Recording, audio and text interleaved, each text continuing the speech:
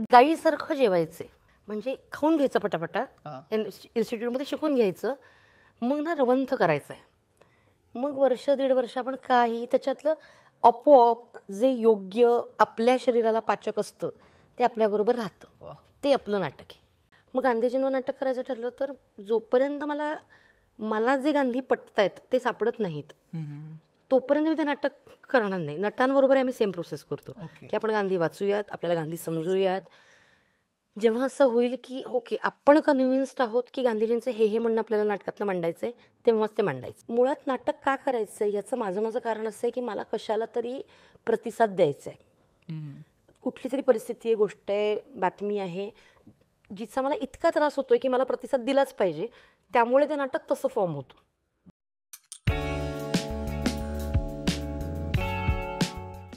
हाय, hello, नमस्कार. आज आपल्यासोबत आहे रसिका आगाशे. रसिकाताईला मी संहिता मंच हा तिचा उपक्रम आहे, खूपच कमाल आहे, ज्याच्यामध्ये ती भारतभर जे रायटर आहेत त्यांना एक इन्व्हिटेशन असतं की ज्यांच्या स्क्रिप्ट आहेत त्यांनी त्यांच्या स्क्रिप्ट सबमिट करा आणि त्यातल्या काही निवडक स्क्रिप्ट निवडल्या जातात आणि पुण्यामध्ये, मुंबईमध्ये किंवा भारतभर त्याचे प्रयोग होतात. तर ह्या उपक्रमामध्ये भेटलो होतो. तर मला तो ॲप्रोच खूपच इंटरेस्टिंग वाटला की बिंग असोसिएशनतर्फे असं काहीतरी क्रिएट करणं ज्याच्यामध्ये रायटरची संख्या बहुत कमी आपल्या तिथे भारतामध्येच.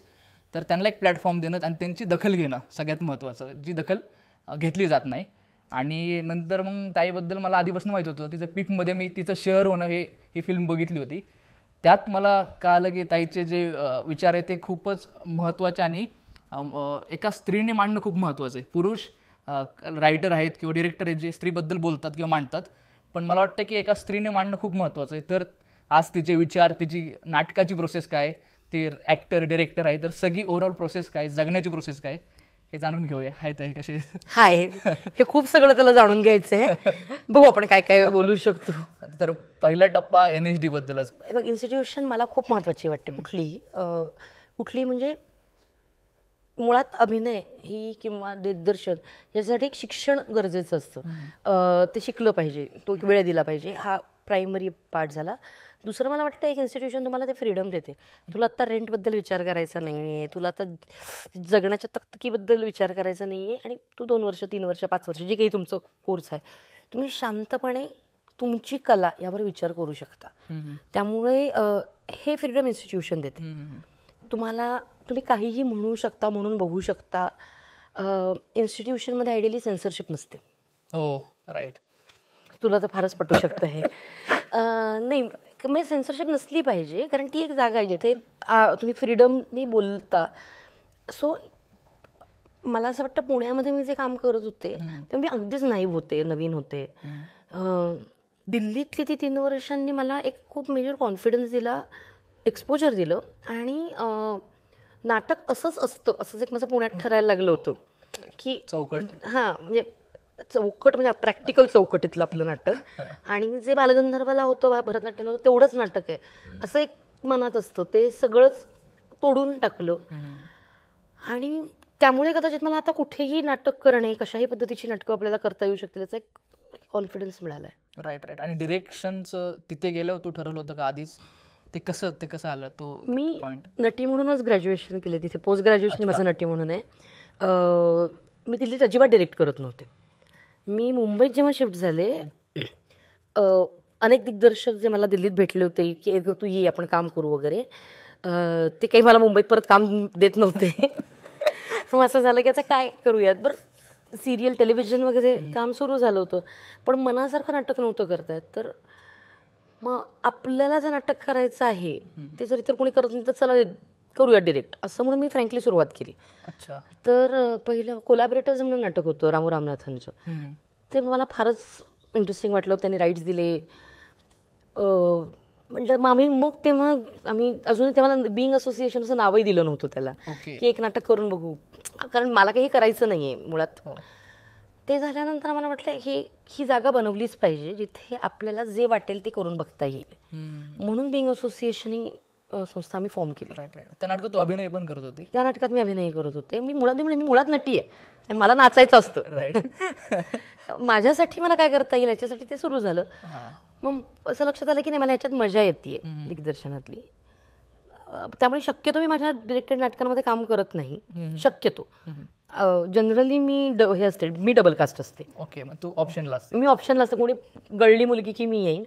बिस्मिल्ला आत्ता मी जे केलं त्याच्यामध्ये ते करताना मला माहित होतं की हे मलाच करायचंय, अदरवाईज मी स्वतःला कास्टही करत नाही. आणि ज्यावेळेस तू पहिल्यांदा डिरेक्शन केलं त्यावेळेस आपण इन्स्टिट्यूटमध्ये शिकलेलो असतो की खूप डिरेक्शनच्या पण काय पॉईंट्स वगैरे, तर आपण एक्झिक्यूट करतो पण ॲक्च्युली ते जातं का नाही, वर्क होतं का नाही, असं काय अनुभव आलेत का तुला?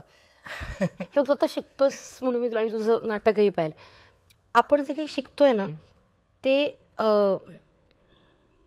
गाईसारखं जेवायचे, म्हणजे खाऊन घ्यायचं पटापटा, इन्स्टिट्यूटमध्ये शिकून घ्यायचं, मग ना रवंथ करायचं आहे. मग वर्ष दीड वर्ष आपण काही त्याच्यातलं आपोआप जे योग्य आपल्या शरीराला पाचक असतं ते आपल्याबरोबर राहतं. ते आपलं नाटक आहे.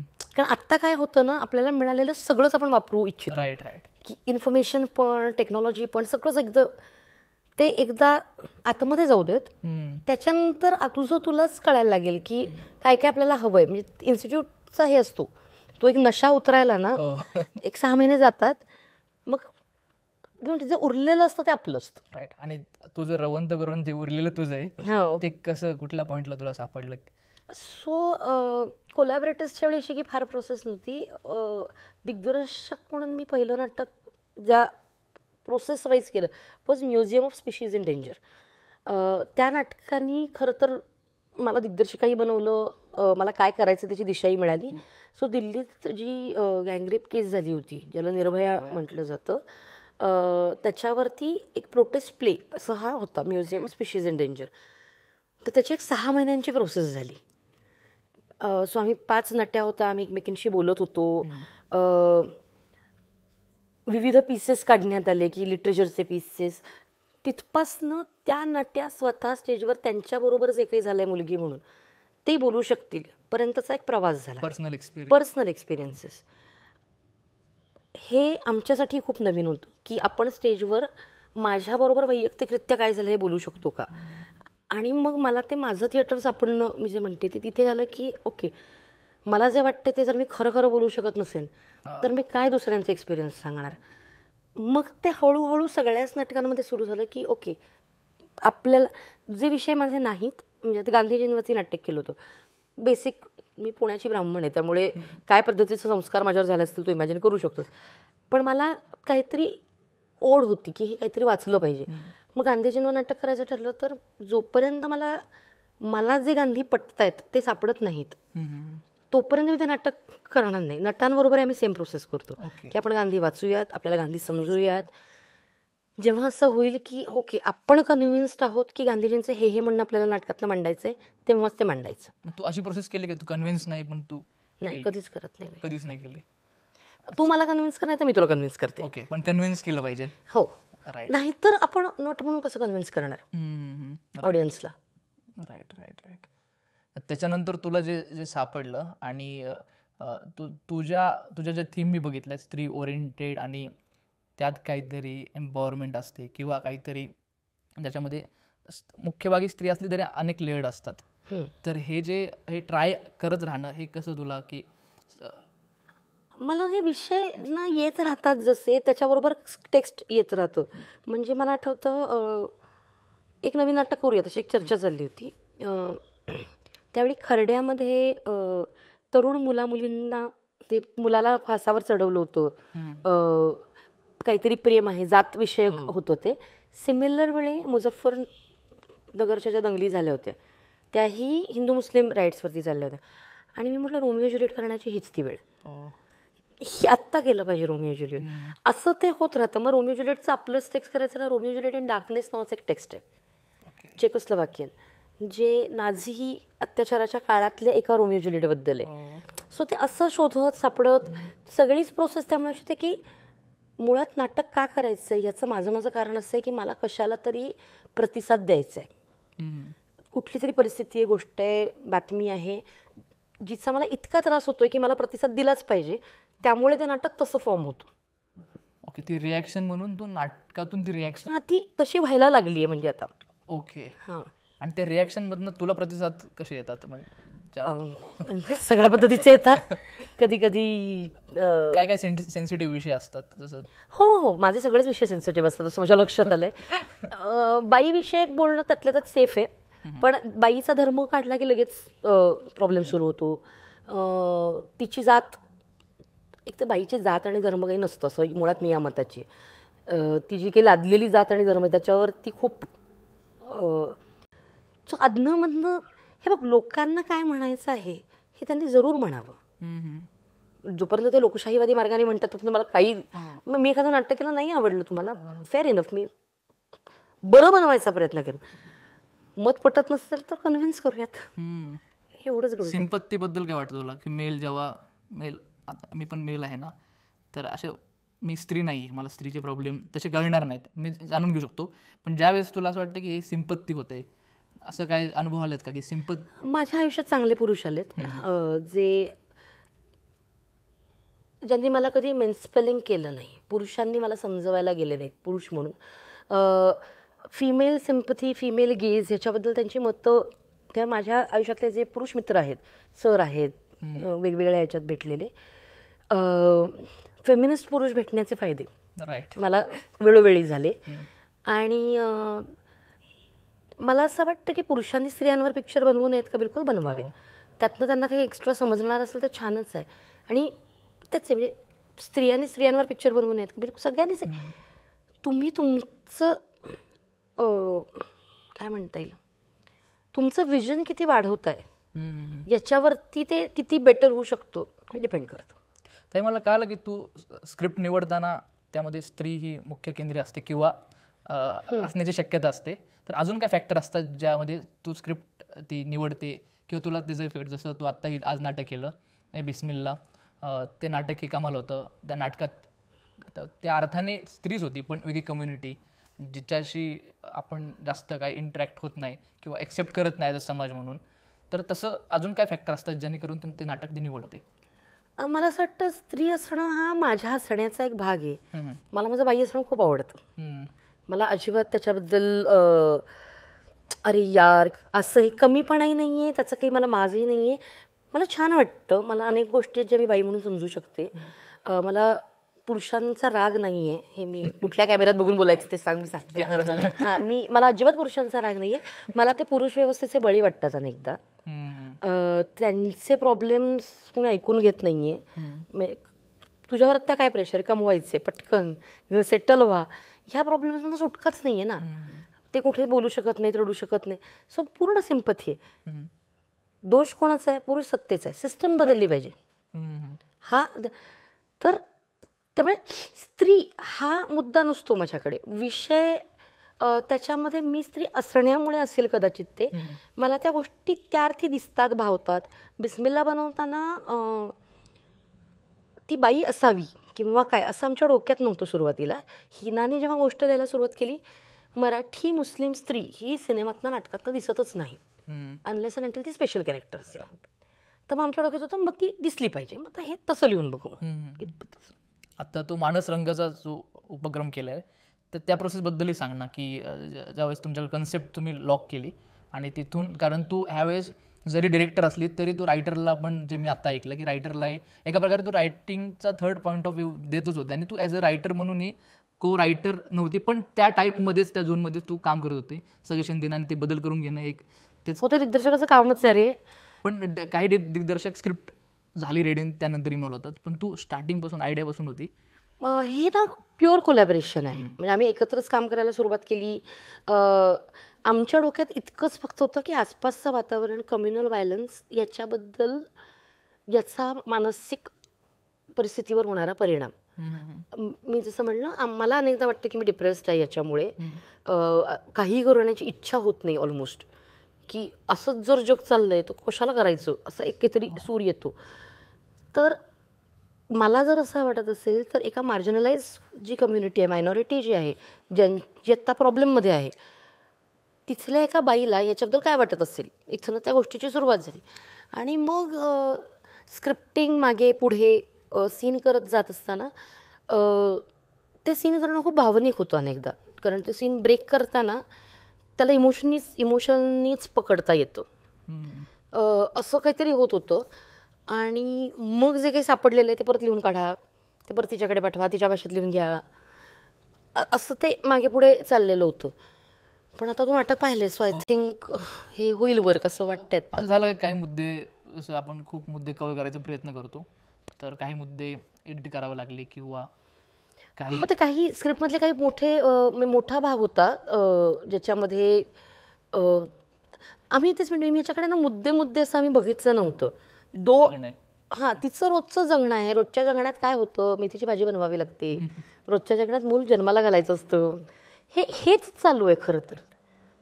ती त्या गोष्टींच्या प्रसंग की काय भात आला की त्याला डबा पॅक करून द्यायचा असतो, तिचं जगणंच चाललेलं आहे. हे सगळं बाहेरचं जे घुसतंय रे आपल्या घरात, ते ते दिसणारच त्यामुळे.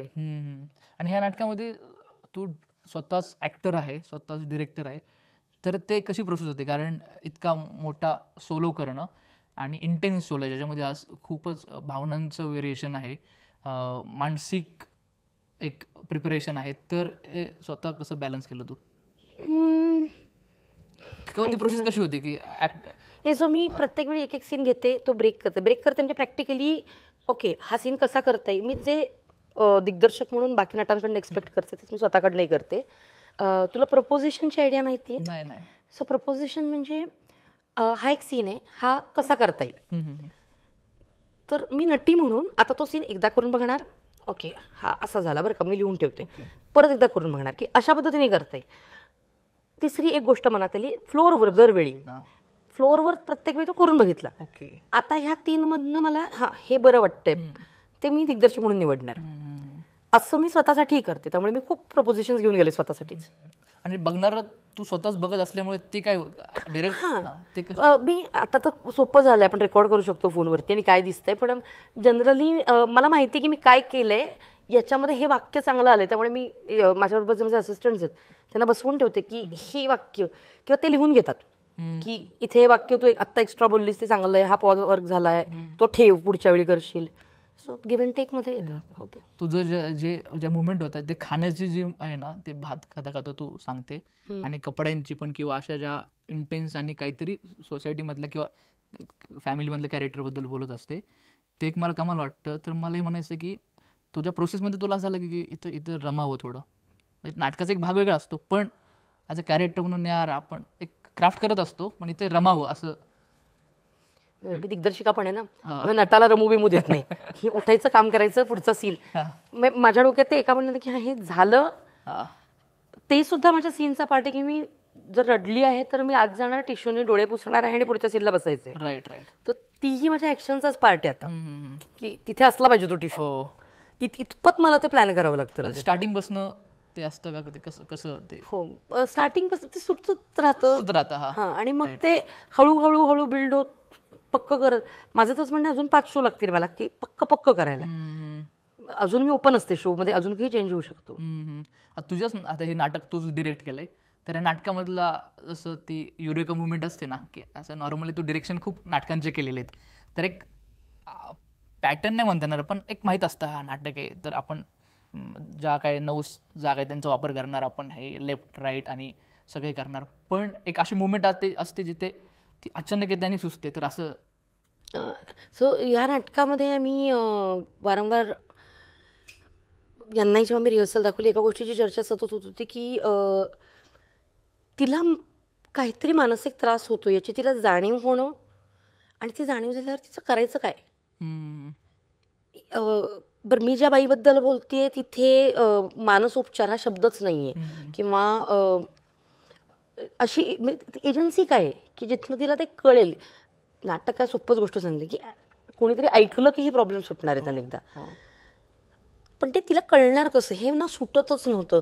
मग ते सगळं झालं. मग एक पात्र आणूयात का सायकॅट्रिस्ट एका सीनसाठी, कोणीतरी सायकोलॉजिस्ट, काउन्सिलिंग, तिचा नवरा असेल का, मग कुणी सांगितलं पाहिजे हे, याच्यावर एक खूप खलबतं झाली आमची. तुम्ही एकदा ते करत असताना मला एकदम असं वाटलं की नाही, ते मूल, ती प्रेग्नंट आहे, ती तर मूल ऐकतंय हे तर आपण. आणि तिथे ना ते घडलं, म्हणजे मलाच इतका आनंद झाला होता ते, की मी आई आहे, मला एक 10 वर्षाची मुलगी आहे, त्यामुळे मी जेव्हा हे पहिल्यांदा अनुभवलं होतं की आपण एकटे नसणारच आता काही काळ, you are continuously with somebody, आणि तुम्ही काहीही करताय, बोलताय, ते ऐकतंय, ह्याची जाणीव मला ते पटकन आठवलं, आठवलं, मी शरीराला आठवलं खरं तर, आणि ते घडलं, आणि मी म्हटलं हा, हे छान आहे.